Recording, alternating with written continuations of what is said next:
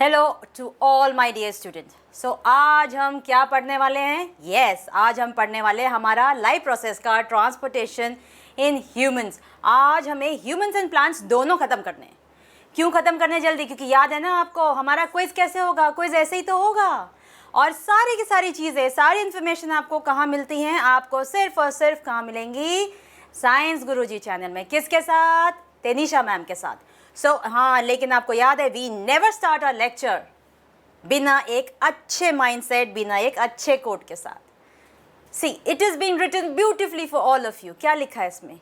Believe in yourself, have faith in your abilities, without a humble but reasonable confidence in your own powers, you cannot be successful or happy. जब तक आपके अंदर कुछ चीज़ सीखने का एक ज़ेस्ट ना हो ना, कि मुझे सीखना है, मुझे पढ़ना है, मुझे समझना है, तब तक आप कुछ नहीं सीख सकते। हाँ, अगर इस एटीट्यूड के साथ चलेंगे कि नहीं मुझे हर चीज़ आती है, अरे ये कॉन्सेप्ट आता है, ये कॉन्सेप्ट नहीं, आपने वो कॉन्सेप्ट पढ़ रखा होगा लेकिन समझ नहीं रखा होगा।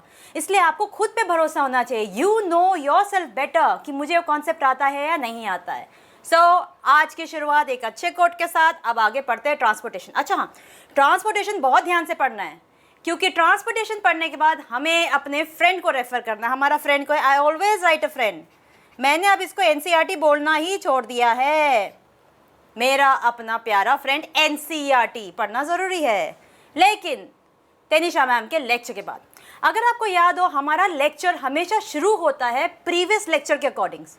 और जिन बच्चों ने अभी तक प्रीवियस लेक्चर्स नहीं देखे हैं, I would want all of you कि प्लीज़ जाओ देखो, तभी तो पता चलेगा क्या पढ़ा है, कैसे पढ़ना है, कैसे कॉन्सेप्ट टिप में रहते हैं, कैसे याद रहती है चीज़ें। ओके, हमने लास्ट टाइम पढ़ा था ऐसे नोट के बारे में, and very nicely majority of the students ने आंसर किया था कि मैम ये तो pacemaker of the heart होता है। पेस मेकर क्यों बोला जाता है? Because let me use a blue pen here. Heartbeat originates here. सबसे बेस्ट थिंग है, heartbeat originates here. Lub dub पढ़ेंगे आगे, धक धक नहीं होता sound, it is lub dub sound, right? पढ़ेंगे फर्स्ट साउंड कौन सा होता है, सेकंड साउंड कौन सा होता है, ये सारे के सारे कहाँ आती हैं? आपके एनटीएससी कॉम्पिटिटिव एग्जामिनेशंस में। और इनफैक्ट जो हायर होते हैं उसमें भी सेम कॉन्सेप्ट आता है। लेकिन जैसे मैंने आपको बोला था, चाहे आप हायर स्टडीज़ करें, चाहे आप 10th की स्टडीज़ करें, दोनों टाइम में, दोनों जगह आपका कंसेप्चुअल क्लैरिटी होना बहुत ज़रूरी है। ठीक है, चलिए आगे बढ़ते हैं। हमें पता है हमारा हार्ट बीट ओरिजिनेट होता है ऐसे नोड। ये आगे याद इसलिए रखना है क्योंकि आगे हम पढ़ेंगे कार्डियक साइकिल। उसमें मैं डायरेक्टली बोलूँगी कि भैया यहाँ से शुरू हो रहा है, यहाँ ख़त्म हो रहा है। तब नहीं क्वेश्चन आना चाहिए कि मैम ऐसे नोड क्या होता है।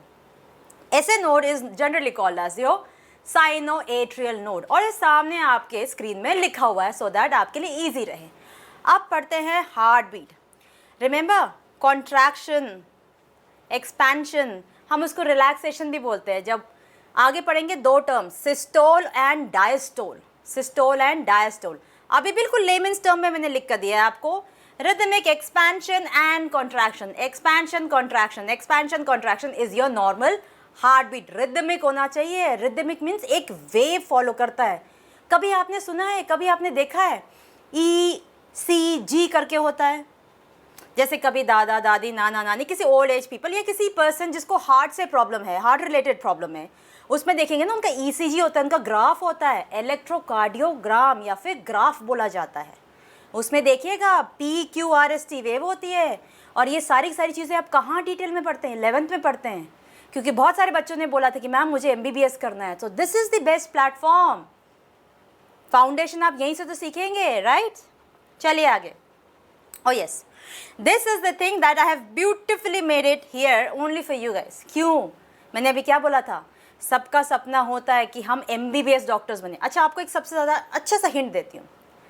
मेट्रो में व्हाट आई हैव ऑब्जर्व, जब मैं मेट्रो से ट्रैवल करती हूँ, आर्मी ऑफिशियल्स आते हैं, बहुत सारे ग्रेजुएट्स भी आते हैं, बहुत लोग आते हैं, कोई भी, किसी को भी कुछ फ़र्क नहीं पड़ता। बट लेकिन अगर आपने मेट्रो में किसी भी पर्सन को वाइट कोट एंड स्टेथोस्कोप के साथ देखा होता है, ट्रस्ट मी गाइज, लोग अपनी सीट छोड़ते हैं, उनको सीट देते हैं। क्यों? क्योंकि वो रिस्पेक्ट अर्न होता है। किसी भी रूम में जैसे ही कोई डॉक्टर एंटर करता है, सब लोग खड़े हो जाते हैं रेस्पेक्ट से। ये रेस्पेक्ट अर्न करना है। आपको फीलिंग नहीं पता, मुझे पता है जब मेरे students first time they come and see me after clearing NEET examination, MBBS का एग्जामिनेशन क्लियर करके आते हैं ना, जब उनको हो जाता है एडमिशन के बाद 5-6 महीने हो जाते हैं, जब वो आते हैं ना, आई ऑलवेज टेल देम मिलना है तो वाइट कोट और स्टेथोस्कोप के साथ आना, मुझसे मिल कर जाना, वो प्राउड फीलिंग होती है. So I want everything for you guys, right. Stethoscope आपको पता है जो आपका लब डब साउंड होता है उसको सुनने में हेल्प करता है. ब्लड का सर्कुलेशन बिल्कुल ध्यान से पढ़ेंगे, कोई कंफ्यूजन नहीं होनी चाहिए, कुछ प्रॉब्लम नहीं होनी चाहिए. जब हम ब्लड का सर्कुलेशन पढ़ते हैं आपको बहुत सिंप्लीफाइड वे में मैं ड्रॉ करके दिखाती हूँ, जो एक लेमन्स टर्म होता है, सो दैट बच्चे कंफ्यूज ना हो. 4 चेम्बर्स है हार्ट के 4 चेम्बर्स है, ठीक है. मैं रेड पेन लेती हूँ सो दैट आपके लिए ईजी रहे. अब क्या होता है, right portion and left portion. ऊपर वाला क्या होता है, ऑरिकल्स, नीचे वाला वेंट्रिकल्स. लास्ट क्लास में पढ़ा था, नहीं पढ़ा तो लेक्चर देख कर आना. Right auricle, right ventricle, left auricle, left ventricle, दोनों के पास वैल्व्स होते हैं. अगर आपको याद हो और आपने अटेंड किया है क्विज, आरुषि मैम ने स्पेशली वैल्व्स के बारे में बताया था क्विज के टाइम में कि valves are the one which prevent the back flow of the blood. मतलब ब्लड एक बार नीचे आ गया तो वापस ऊपर नहीं जा सकता. वैल्व क्या होता है, मस्कुलर फ्लैप्स ही तो होते हैं. वो ओपन हुआ, ब्लड एक चेंबर से दूसरे चेंबर गया, वापस ना जाए बोल के वो बंद हो जाता है. बंद नहीं होगा तो प्रेशर डेवलप नहीं होगा, प्रेशर डेवलप नहीं होगा तो वो लंग्स की तरफ मूव नहीं कर पाएगा, या फिर लंग्स से हार्ट की तरफ नहीं आ पाएगा. प्रेशर होना बहुत ज़रूरी है. इसलिए बोला जाता है कि ऑरिकल से ज़्यादा प्रेशर किसके पास होता है, वेंट्रिकल्स. वेंट्रिकल्स को पुश करके बाहर भेजना होता है. अभी मैं बताती हूँ कैसे. आप देखिए, I have use a blue pen again. Right side है, लास्ट टाइम मैंने बताया था, राइट साइड में ट्राइकस्पिड वाल्व होते हैं और लेफ्ट साइड में बाइकस्पिड वाल्व होते हैं.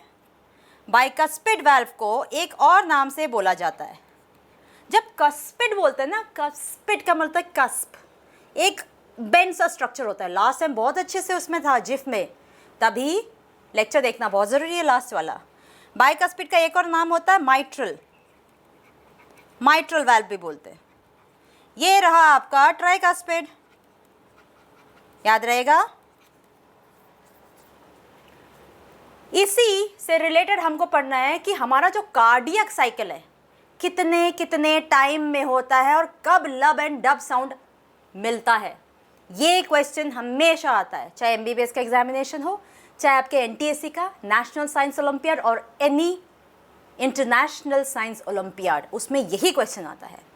There is a low pitched sound of longer duration called lub and a high pitch sound of shorter duration called dub. अभी लब डब बोला था मैंने, आपको बस ये याद रखना है कि कौन सा ज़्यादा ड्यूरेशन के लिए होता है और कौन सा शॉर्टर.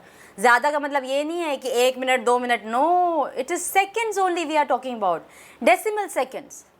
आगे पढ़ेंगे क्या होता है, बट उससे पहले I want you to focus on this one. इस डायग्राम को ध्यान से देखेंगे और इसी डायग्राम से रिलेटेड आगे मैंने और ओपन करके बहुत सारे डायग्राम्स रखे हैं, सो दैट अगर आपको ये डायग्राम कॉम्प्लिकेटेड लगता है कोई प्रॉब्लम नहीं है. आगे जितने भी डायग्राम्स है उसमें ओपन स्ट्रक्चर है, इसलिए अब बिल्कुल ध्यान से सुनेंगे. और हाँ, please students, do not forget to make your own notes. आपको अपने नोट्स भी बनाने हैं, शॉर्ट नोट्स नहीं बनाएंगे तो कैसे याद होगा, है ना. क्या बोला था मैंने क्लास में, आपको हमेशा शॉर्ट नोट्स बनाने चाहिए, राइट. चलिए आगे पढ़ते हैं. अब देखिए, ये है मेरा राइट ऑरिकल, राइट एट्रियम. अब राइट एट्रियम में मैंने आपको बोला था ना, 3 वीना कावा provide deoxygenated blood. Superior Veena कावा, इंफीरियर, सुपीरियर वीना कावा, inferior vena cava, coronary sinus. ये तीनों के तीनों डीऑक्सीजनेटेड ब्लड लाकर कहाँ दे देते हैं, राइट एट्रियम को दे देते हैं. तब तक ये जो ट्राइकस्पिड वाल्व है ये बंद होता है. अच्छा हाँ, अब मैं जो भी बता रही हूँ बिल्कुल ध्यान से सुनना है, बिल्कुल ध्यान से सुनना है, इधर उधर नहीं जाना, क्योंकि अगर ये फ्लो आपने तोड़ दिया तो आपको ये कॉन्सेप्ट समझ में नहीं आएगा. अंडरस्टूड. फिर से राइट एट्रियम की तरफ देखिए, उसमें सुपीरियर वीना कावा, inferior vena cava, coronary sinus, ये तीनों के तीनों डीऑक्सीजनेटेड ब्लड लाकर छोड़ देते हैं. अब जब डीऑक्सीजनेटेड ब्लड लाकर दे दिया, अगर ये ट्राइकस्पिड वाल्व ओपन है तो सारा का सारा ब्लड कहाँ चला जाएगा, वेंट्रिकल में, बिना कोई प्रेशर डेवलप हुए. इसलिए तब तक वो बंद रहता है। ट्राइकस्पिड वाल्व बंद रहता है, ट्राइकस्पिड वाल्व कुछ काम नहीं करता है, सिर्फ वो क्लोज होता है। और अभी जब राइट एट्रियम में डीऑक्सी ब्लड भर रहा है वो कुछ काम नहीं कर रहा है। ये जो स्टेटमेंट है ना, कुछ काम नहीं कर रहा है, ये आगे जाके मैं यूज़ करूँगी तो याद रखना। Agreed? Late me write down here, superior Veena कावा, inferior vena cava, coronary sinus. क्या लेकर आए तीनों के तीनों? Deoxy blood.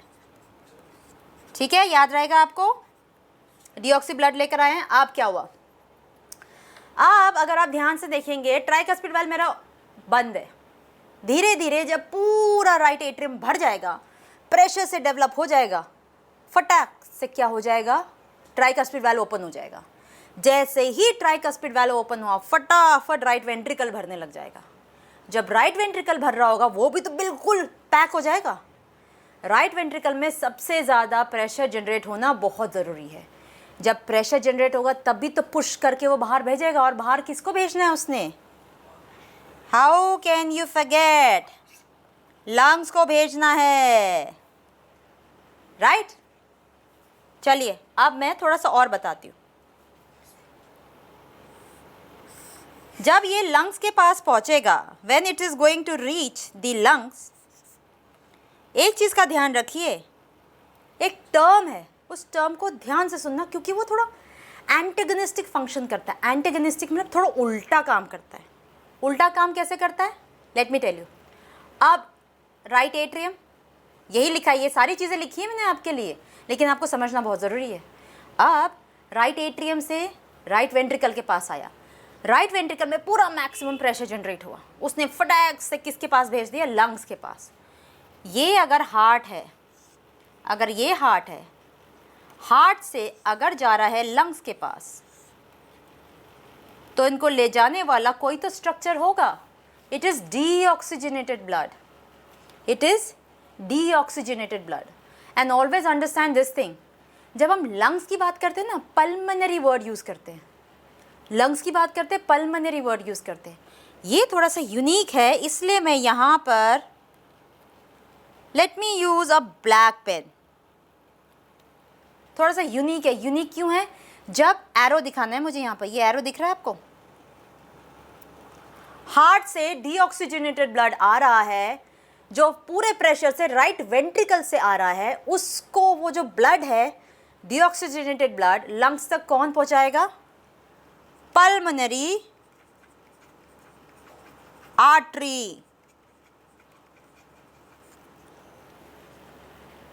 Pulmonary artery deoxy blood लेकर जा रहा है। Artery is suppose to carry oxygenated blood, याद है आपको? आर्टरी को ऑक्सीजनेटेड ब्लड कैरी करना, लेकिन यहाँ पर उल्टा फंक्शन है। तभी मैंने बोला एंटेगनिस्टिक, और यही क्वेश्चन आया आपका एनटीएससी में। Which of the following works antagonistic to its name? English में यही था कि अपने नाम के बिल्कुल उल्टा कौन वर्क करता है? कौन करता है? Pulmonary artery. लंग्स में गया, प्यूरिफिकेशन हुआ, कैसे हुआ? ये हमने सारा कहाँ पढ़ा था? रेस्पिरेशन चैप्टर में। नहीं पढ़ा? कोई बात नहीं, जाइए लेक्चर देखिए एंड तब समझ में आएगा। अब उसके बाद यहाँ से लंग्स से प्यूरिफाई होने के बाद ब्लड दोबारा कहाँ जाएगा? Heart, because heart is the pumping organ. Heart ने ही तो भेजना है आगे।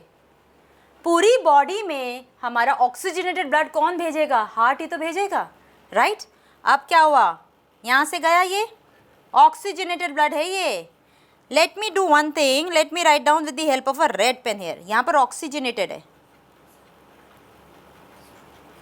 और अब इसको लेकर कौन जाएगा? Pulmonary when. देखा कितना उल्टा नाम आ रहा है इसमें? कंफ्यूजन क्रिएट नहीं होनी चाहिए, you should not confuse yourself. Let me use the black pen. Yes, यहाँ कौन लेकर जा रहा है? Pulmonary vein. Pulmonary artery is carrying blood. अब ध्यान से सुनना statement. Pulmonary artery is carrying deoxygenated blood from the heart towards the lungs. Statement दूसरा, लंग्स से ब्लड ऑक्सीजनेटेड होने के बाद पल्मनरी वेन उसको उठा कर लेकर जाएगा और सबसे पहले चैम्बर में डालेगा। तो सबसे पहला चैम्बर क्या मिला है? सबसे पहला चैम्बर यहाँ क्या मिलेगा? Left atrium.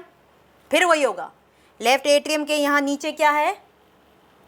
बाइकस्पिड वाल्व वो बंद रहेगा, बंद होने के बाद पूरे प्रेशर से सारा उसमें ब्लड भरेगा। फाइनली जब लेफ्ट एट्रियम के पास कैपेसिटी नहीं रहेगी, वो बाइकस्पिड वाल्व ओपन कर देगा एंड सारा का सारा लेफ्ट वेंट्रिकल, और वेंट्रिकल के पास रिस्पॉन्सिबिलिटी है कि आपको पूरी बॉडी में ब्लड देना है, ऑक्सीजनेटेड ब्लड देना है पूरी बॉडी में। अब यहाँ देख रहे हैं आप क्या लिखा है यहाँ पर, different body parts, inferior and posterior vena cava, and यहाँ पर भी लिख देती हूँ and coronary sinus, so that पूरे नोट्स बन जाए। सेम चीज, right atrium, tricuspid, right ventricle, सारी चीजें, and finally aorta, thickest artery.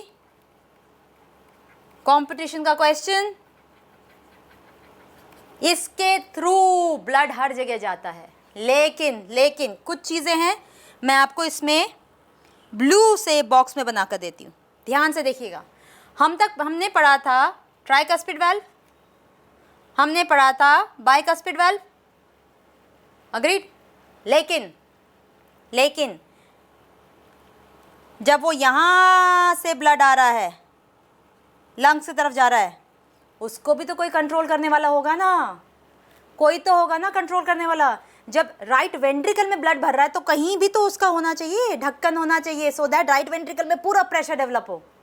Pressure कहाँ से डेवलप होगा, ये रहा blue pen, pulmonic valve, and then you have aortic valve। ये दोनों वाल्व होने बहुत ज़रूरी है, क्योंकि ये दोनों वाल्व की वजह से ही सबसे ज़्यादा क्या होता है, मैक्सिमम प्रेशर जनरेट होता है, याद रहेगा। And then aorta being the thickest artery, वो छोटे छोटे आर्टरीज को डिवाइड करेगा ऑक्सीजनेटेड ब्लड। ये है आपका ब्लड सर्कुलेशन का फ्लो, अग्रीड। थोड़ा टाइम लगता है समझने में, क्योंकि थोड़ा सा वाइड एंगल से हम देख रहे हैं इसको, लेकिन डिफ़िकल्ट नहीं है, सिर्फ ध्यान से सुनना है। नहीं समझ में आया कोई प्रॉब्लम नहीं, आगे हम और डिस्कस करेंगे। इसी से रिलेटेड अभी मैंने आपको बोला था ना कि राइट ऑरिकल कुछ काम नहीं कर रहा, चुपचाप बैठा हुआ है।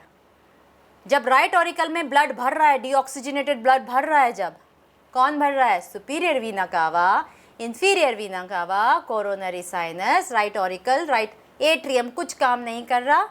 सेम चीज़ जब लेफ्ट एट्रियम में ऑक्सीजनेटेड ब्लड भर रहा है, तब भी वो बाइकस्पिड वाल्व बंद करके बैठा हुआ है, कुछ काम नहीं कर रहा। अब पढ़ना ज़रूरी है, वो काम नहीं करने वाले का मतलब वो रिलैक्स बैठा हुआ है। लेट्स सी, अब हम पढ़ेंगे दो terms, expansion is called as diastole and contraction is called as systole, agreed। आपको एक्सपेंशन नहीं पढ़ना, तो डायस्टोल का मतलब होता है रिलैक्सेशन भी, relaxation is also called as diastole. Relaxation का मतलब है they are not doing any work, कुछ काम नहीं कर रहे, बैठे हुए आराम से, अरे हाँ पानी भर रहा है भरने दो, बाद में बाल्टी उठा लेंगे, सेम वैसे हिसाब किताब। लब डब, अब ध्यान से सुना guys, these everything are very important. Let me use a red pen so that आपको पता चले कितना इंपॉर्टेंट है ये, बहुत बहुत बहुत बहुत बहुत बहुत ज़्यादा इंपॉर्टेंट है।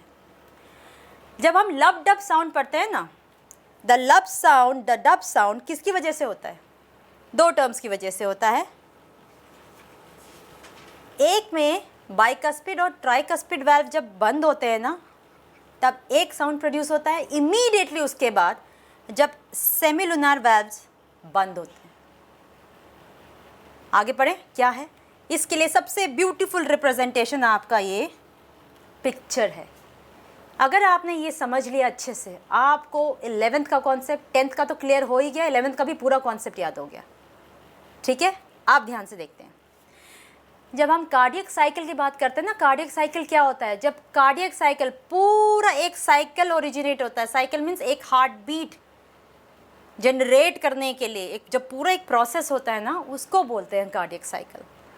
दैट मीन्स जब right auricle, right atrium, right left atrium, right ventricle, left ventricle, जब सब एक साथ साइमल्टेनियसली काम कर रहे होते हैं, उसको जब एक पूरा काम खत्म होता है एक, that is called as your cardiac cycle, one heartbeat. Agreed, आप पढ़ें सिंपल से टर्म में। सिस्टोल काम कर रहा है, डायस्टोल रिलैक्स है, कुछ काम नहीं कर रहा। अब ऐसे याद रखना, सिस्टोल काम कर रहा है, कॉन्ट्रैक्शन, डायस्टोल कुछ काम नहीं कर रहा। सबसे पहले हम पढ़ते हैं एट्रियल सिस्टोल। उसमें क्या होता है एट्रियल सिस्टोल में? याद है आपको, राइट एट्रियम में अभी ब्लड भर रहा था। यस, अब ध्यान से देखिए, atrial contraction forces a small amount of additional blood into relaxed ventricles. Simple. क्या है ये? अगर ये हार्ट का चेम्बर है, right atrium, right ventricle, left atrium, left ventricle, ठीक है। अब क्या हो रहा है इसमें? ध्यान से सुनना। चुपचाप से ब्लड भर रहा था, फाइनली उन्होंने राइट एट्रियम ने थोड़ा सा अपने आप को कॉन्ट्रैक्ट किया और ब्लड कहाँ भेज दिया? वेंट्रिकल्स के पास। और वेंट्रिकल्स क्या थे? चुपचाप से बैठे होंगे, हाँ जब आपका भर जाए तब बता देना। तो राइट एट्रियम ने बोला भैया हम तो फुल अमाउंट में भर गए, now we need to open up the tricuspid. Tricuspid खोला, वेंट्रिकल्स में ब्लड पूरा पास हो गया। अग्रीड? राइट एट्रियम ने काम करना शुरू किया कि नहीं किया? किया ना, हाँ, तभी वो सिस्टोल है। कॉन्ट्रैक्ट किया और ब्लड नीचे भेजा, याद हुआ? इमीडिएटली उसके बाद जितना ब्लड भेजना था भेज दे, उसके बाद तो बंद होगा ना tricuspid. Yes, atrial systole ends, atrial diastole begins. अब डायस्टोल मीन्स आप जब एक बार ब्लड दे दिया, अब उसने दोबारा भरना है ना अपने आप को, राइट एट्रियम ने दोबारा भरना है, तब वो क्या करेगा? फिर से ट्राइकस्पिड बंद करके आराम से बैठा रहेगा। लेकिन ऐसा नहीं है कि लेफ्ट वाला चुपचाप बैठा हुआ है, नहीं, लेफ्ट वाला भी वही करेगा। सिर्फ डिफरेंस ये है कि राइट वाले में डीऑक्सीजनेटेड ब्लड आ रहा है और लेफ्ट वाले में ऑक्सीजनेटेड ब्लड आ रहा है, सिर्फ इतना ही डिफरेंस है। फिर से एक बार बताती हूँ, but this would be the last time, क्योंकि आगे हमको अब आपको कॉन्सेप्ट्स क्लियर हो गए, अब आगे डायरेक्ट पढ़ाई होगी। फिर से एट्रियल सिस्टोल तब होता है जब आर्टरीज से important right atrium, left atrium, auricles काम करने लग जाते हैं। ऑरिकल्स काम कर रहे होते हैं, ठीक है ना। ब्लड भर गया, अब वो कॉन्ट्रैक्ट होकर वैल्व्स खोल कर वेंट्रिकल्स को देंगे, भैया ब्लड ले लो दोनों। राइट वाले डीऑक्सी दे देंगे और लेफ्ट वाले ऑक्सीजनेटेड दे देंगे। उसके बाद जब ब्लड दे दिया वेंट्रिकल्स को, तब क्या हो जाएगा? फिर वो वैल्व्स क्लोज हो जाएंगे। राइट एट्रियम अपना डीऑक्सी भरेगा, लेफ्ट एट्रियम अपना ऑक्सीजनेटेड ब्लड भरेगा। रिलैक्स है तो डायस्टोल, रिलैक्स है भर लो डायस्टोल, राइट। अब भाई वेंट्रिकल के पास भी प्रेशर आ गया। वेंट्रिकल ने बोला अरे राइट एट्रियम और लेफ्ट एट्रियम ने फटाफट क्या दे दिया? दोनों वेंट्रिकल्स को ब्लड दे दिया। राइट वाले ने डीऑक्सी, लेफ्ट वाले ने ऑक्सीजनेटेड। बार बार बोल रही हूँ ताकि कंफ्यूजन ना रहे। अब वेंट्रिकल्स सिस्टोल में जाएंगे। क्यों सिस्टोल में जाएंगे? मैंने क्या बोला था? वेंट्रिकल्स में सबसे ज़्यादा प्रेशर जनरेट होता है क्योंकि उनके पास सबसे बड़ी रिस्पॉन्सिबिलिटी होती है। राइट वाले वेंट्रिकल को कॉन्ट्रैक्ट करके, पुश करके किसके पास भेजना होता है? लंग्स के पास। लेफ्ट वेंट्रिकल को कॉन्ट्रैक्ट करके, पुश करके किसके पास भेजना होता है? ऑक्सीजनेटेड ब्लड, अओर्टा को। और अओर्टा से बाकी आर्टरीज में पहुंचते, हमारी बॉडी में पहुंचते। याद रहेगा? तभी बोला गया है वेंट्रिकुलर सिस्टोल 2 फेसेस में होते हैं। 2 फेस में इसलिए होते हैं क्योंकि वैल्व्स होते हैं। अच्छा हाँ, एक और चीज़, जब हम वैल्व्स के बारे में बात करते हैं ना, when we talk about bicuspid and tricuspid valve, याद है एक नाम लिया था मैंने, एवी वैल्व करके नाम लिया था, याद है आपको? पहले के लेक्चर्स देखने पड़ेंगे आपको। एवी वैल्व, आगे मैं बता देती हूँ क्या बोल रही थी मैं। हमने ये तो पढ़ लिया कि सिस्टोल डायस्टोल, सिस्टोल डायस्टोल कैसे हो रहा है, और उसको बहुत अच्छे से पढ़ने के लिए देखिए यहाँ पर सेम चीज़ें हैं। आपने देखा यहाँ पर जब एट्रियल एंड वेंट्रिकुलर डायस्टोल हो रहा है, डायस्टोल मीन्स जॉइंट डायस्टोल बोलते हैं जब वो रिलैक्स है। यहाँ पर दिख रहा है डायस्टोल रिलैक्स हो रहे हैं। सिमिलरली यहाँ पर आपको दिख रहा है एट्रियल एंड वेंट्रिकुलर सिस्टोल हो रहा है, दिख रहा है आपको? सेमिलुनर वेल्व्स, ये सारी चीज़ें इंपॉर्टेंट और सारी चीज़ें आपको यहाँ पर दिखाई गई है। एवी वेल्व्स अलग से दिखाया है, सेमिलुनर वेल्व्स अलग से दिखाया है। अब सिर्फ समझना है कि क्या मतलब है इनका। लब, डब में से सबसे पहला साउंड जो प्रोड्यूस होता है वो है लब। बार बार मैं कह रही हूँ, लब का लो पिच होता है और ये प्रोड्यूस कब होता है? जब ट्राइकस्पिड बाइकस्पिड वैल्व क्लोज होते हैं। कलेक्टिवली इनको एवी वैल्व्स बोलते हैं, एट्रोवेंट्रिकुलर वैल्व्स। फॉर योर अंडरस्टैंडिंग ये बोला जाता है। फिर से लब सबसे पहला साउंड होता है, लो पिच का होता है, जब आपके ट्राइकस्पिड और बाइकस्पिड वैल्व बंद होते हैं। And at the beginning of ventricular systole, systole किसको बोला जाता है? जब वेंट्रिकल्स को प्रेशर हो जाएगा, अच्छा ट्राइकस्पिड और बाइकस्पिड में पूरा का पूरा जो भी ब्लड था वो सारा कहाँ दे दिया? वेंट्रिकल्स को दे दिया। अब क्या हो जाएगा? वो क्लोज हो जाएगा। जब वो क्लोज हो गया तो सबसे पहले लब साउंड हो गया, लेकिन प्रेशर किसके पास जनरेट हुआ? वेंट्रिकल्स। तो वेंट्रिकल्स को सिस्टोल करना पड़ेगा, अब कॉन्ट्रैक्शन करना पड़ेगा। और हाँ, ये बहुत इंपॉर्टेंट है, एट्रियल सिस्टोल अच्छा एट्रियल सिस्टोल जब होगा, एट्रियल सिस्टोल जब होगा, systole diastole relax, systole contract, diastole relax. आपको ये पता होना ज़रूरी है कि जब atrial systole and ventricular diastole हो रहा है कितने सेकेंड्स का होता है। मैंने आपको क्या बोला था? डेसिमल सेकेंड का होता है डिफरेंस। ऐसा नहीं है 1 मिनट राइट एट्रियम ने भरा उसके बाद बैठा रहेगा, नहीं। Functioning of the heart will be affected. Agreed? आगे फंक्शनिंग ऑफ द हार्ट का मतलब होता है rhythmic wave, PQRST, rhythmic wave. अगर उस वेव में कोई भी दिक्कत आती है तब हमको पता चलता है कि हाँ यहाँ पर प्रॉब्लम है। इसके बारे में भी पढ़ेंगे आगे, ठीक है। Heart sound, second sound. पहला साउंड तो तब हुआ जब ट्राइकस्पिड और बाइकस्पिड वाल्व बंद हुए। Second, closure of the aortic and pulmonic valve. याद है ना आपको? क्या बोला था मैंने? ये दिखाया था आपको, याद है? अलग से मार्क किया था ये, यस।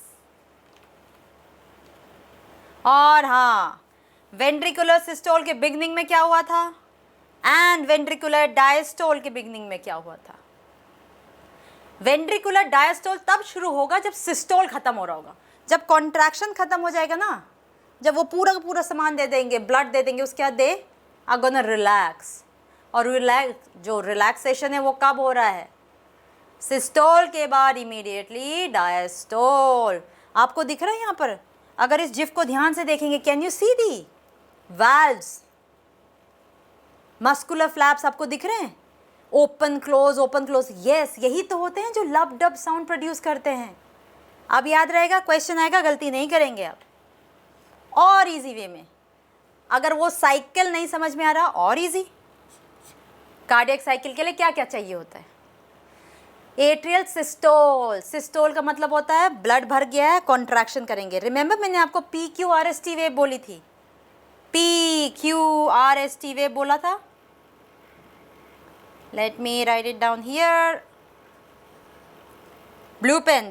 अब हाँ, जो बच्चे सीरियसली बहुत अच्छे से पढ़ना चाहते हैं कॉन्सेप्ट, एक बार नेट में जाकर ECG देखना, इलेक्ट्रोकार्डियोग्राफ ज़रूर देखना, आपको यही दिखेगा। ये वाली जो वेव होती है दैट इज़ योर PQRST। और अगर इस वेव के सेम ऐसी वेव बनती है, अगर इस वेव में कोई प्रॉब्लम आई है, गलती से अगर ऐसा बन गया है कुछ, तो दैट मीन्स हार्ट प्रॉब्लम है। और हार्ट प्रॉब्लम के, can you believe there are many knowledgeable cardiologist जो सिर्फ क्या देखते हैं, PQRST की डिस्टर्ब वेव देखकर ही बता देते हैं अच्छा ये है। और हार्ट का मतलब ये नहीं कि हार्ट की डिजीज है तो हार्ट अटैक ही होता है, नहीं, बहुत सारे कॉन्सेप्ट्स होते हैं। ओके, सो इसलिए मेडिकल एडवांसमेंट्स बहुत हो चुकी है जो हमने अभी तक पढ़ी भी नहीं है।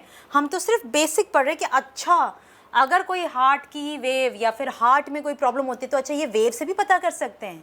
ये सारी चीज़ें कहाँ पता चलेंगी आपको? अगर आप ध्यान से पढ़ेंगे।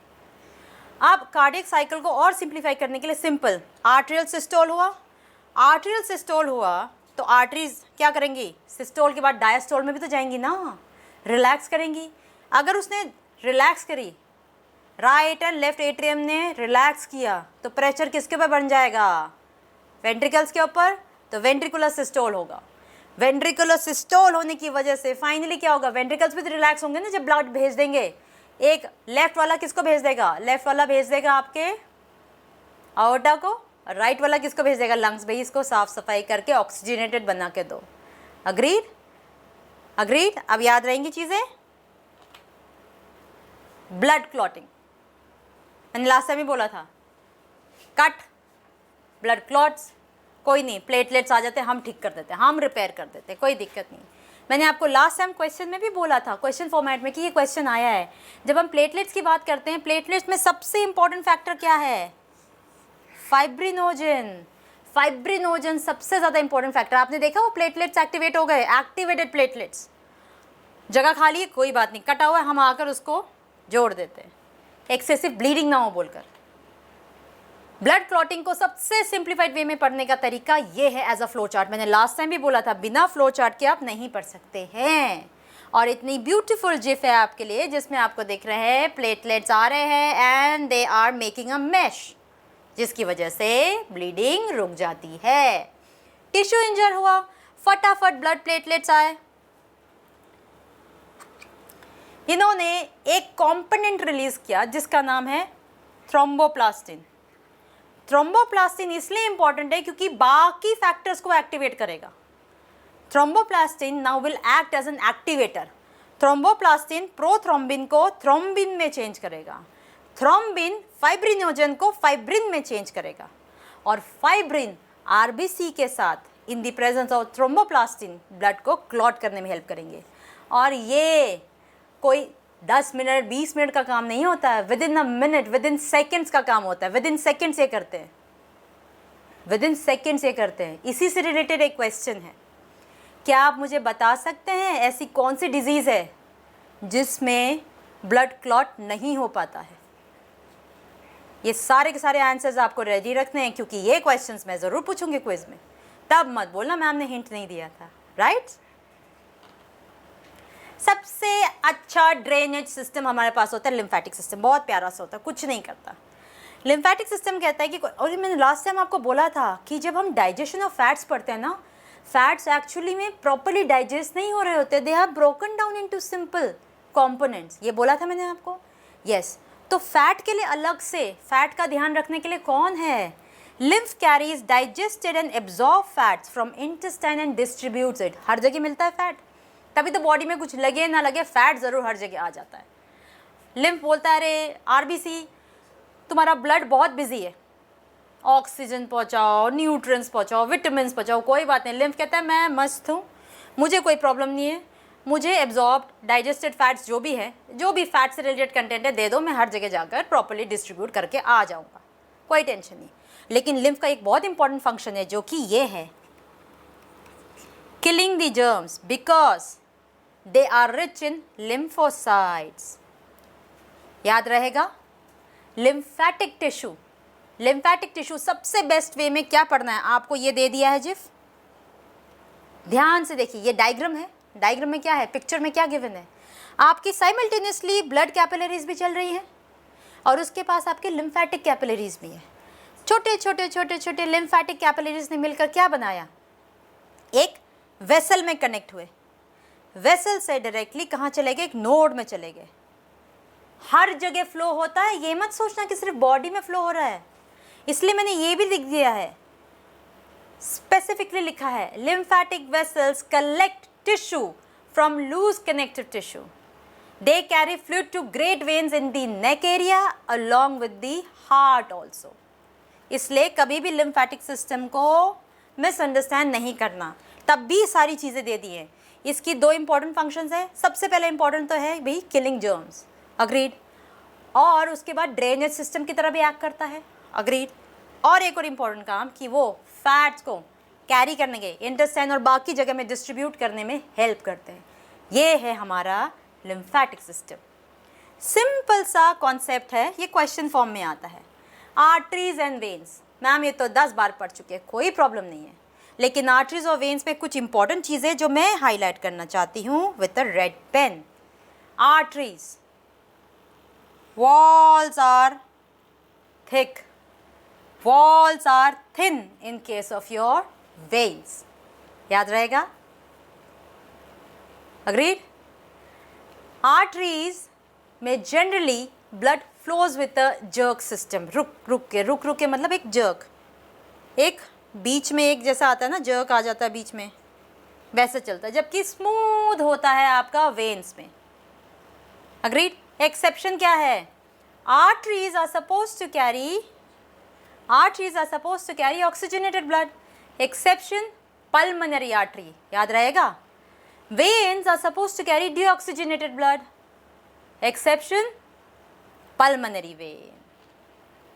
सबसे अच्छी चीज़ पेसमेकर, हमने बोला था ना कि ऐसे नोड, बच्चों ने बोला था कि मैम पेसमेकर की तरह यूज़ होता है। Yes, it is the same thing that we are talking about. अब जब हम पेसमेकर के बारे में बात करते हैं, पेसमेकर एक इलेक्ट्रिकल डिवाइस है। इसको सिंप्लीफाइड वे में आपको समझाने के लिए एक बहुत अच्छा सा जिफ लगाया हुआ है। उस जिफ में अगर आप ध्यान से देखेंगे, आपने देखा है, ध्यान से देखिए, पेसमेकर आया, पेस में कुछ इलेक्ट्रोड्स के साथ लगा हुआ है, यस, और वो शोल्डर एरिया में है। एट टाइम्स वो बाहर भी होता है, अंदर भी इम्प्लांट होता है। देखो, जितना छोटा डिवाइस उतना ईजी होता है स्किन, डर्मल, वहाँ इम्प्लांट करना। नहीं तो जनरली पहले क्या होता था, बाहर इस साइड इम्प्लांट होता था। तभी मैंने लिखा है it can be worn externally also. ये है पेसमेकर।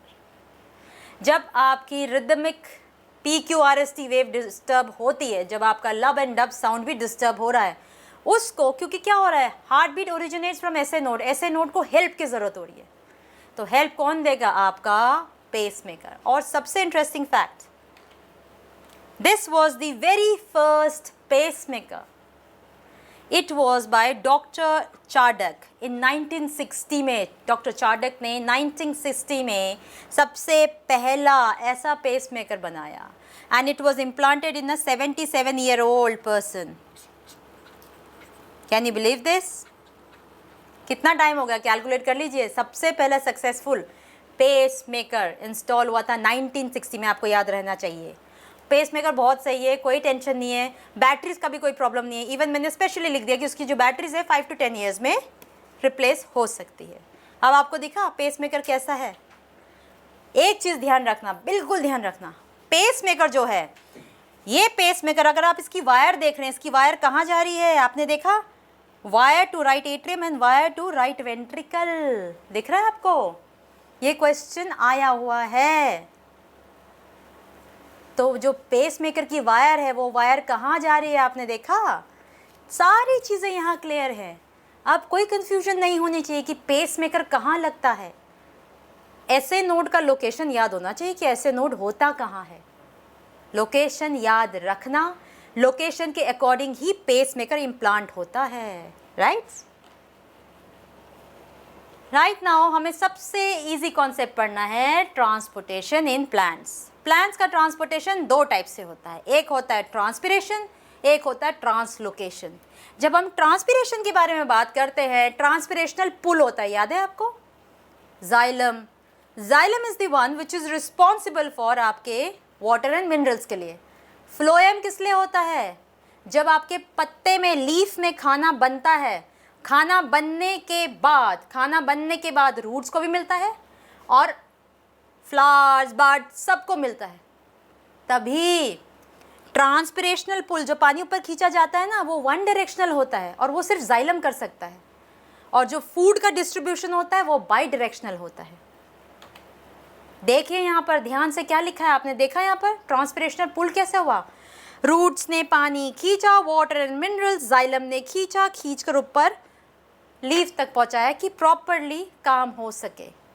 मेरा क्वेश्चन एक ये है कि अगर, आंसर ही दे दिया, हटाओ, अगर इवेपोरेशन ज़्यादा हो जाता है तो ट्रांसपिरेशन पुल में कोई फ़र्क पड़ता है क्या? ये ट्रांसपिरेशनल पुल अपने ही रेट में होता है, ध्यान रखना। In fact, evaporation of water molecules from the cells of a leaf creates a suction pressure. Remember, question भी पूछा मैंने, आंसर भी दे दिया। तो वो जो सक्शन प्रेशर होता है वो क्या है? ट्रांसपिरेशनल पुल।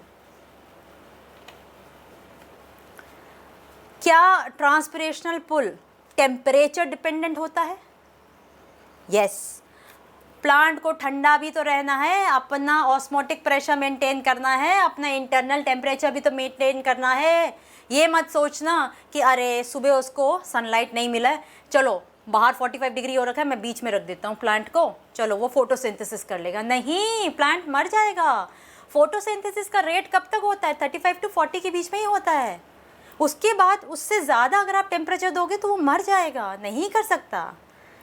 अग्रीड? फूड का ट्रांसपोर्टेशन हम बता चुके हैं। फूड का ट्रांसपोर्टेशन कैसा होता है? बिल्कुल सिंपल है। लीफ में क्या बना? खाना बना। लीफ में खाना बनने के बाद मैंने आपको बोला है फ्लोएम का बाई डायरेक्शनल फ्लो होता है, ऊपर भी जाएगा, रूट्स तक भी पहुंचाएगा, राइट। और ये स्टोमेटा के बारे में हम ऑलरेडी पढ़ चुके हैं। नहीं पढ़ा है कोई बात नहीं, आप जाइए प्रीवियस लेक्चर्स देखिए, तब पता चलेगा, राइट। ट्रांसलोकेशन करने के लिए, ट्रांसलोकेशन फूड का होता है phloem, and transpiration is related to xylem. सारी की सारी चीज़ें आज हमने पढ़ी transportation in humans and plants. हमने ये टॉपिक आज ख़त्म किया है, लेकिन याद रखना ये टॉपिक आपको अच्छे से पढ़ना है, और अच्छे से पढ़ने के बाद आपको किस चीज़ के लिए रेडी होना है? क्विज़ के लिए। और ये क्विज़ कहाँ होगा? साइंस गुरुजी चैनल में। और हाँ, जो बच्चे अभी तक जिन्होंने नहीं देखा है और जिन्होंने अभी तक ज्वाइन नहीं करा है, I would request them please Instagram handle देखिए। सिंपल सा क्या है, @Science Guruji ऑफिशियल, उसमें आप जाकर अपने जितने भी क्वेरीज है, जितने भी क्वेश्चंस है, आप वहाँ दे सकते हैं, वहाँ पर मैसेज कर सकते हैं। और टेलीग्राम ऐप तो सबसे बेस्ट होता है। टेलीग्राम ऐप में t.me साइंस गुरुजी ऑफिशियल करके चले जाइए, वहाँ पर आपको मल्टीपल क्वेश्चंस मिलेंगे, क्वेश्चन बैंक मिलेंगे, और हाँ, आपको किसी भी बुक से रिलेटेड ई लिंक चाहिए, जितना पॉसिबल हो हम आपको ई लिंक वो भी प्रोवाइड कर देंगे। आज हमने अपना चैप्टर लाइफ प्रोसेस का एक इम्पॉर्टेंट टॉपिक ख़त्म किया है, transportation in plants and animals. Quiz की तैयारी करिए, और नेक्स्ट क्लास में हम क्या करेंगे? Excretion. With this very happy note, पढ़ते रहिए, अच्छे से पढ़िए, stay safe, God bless you all, bye bye.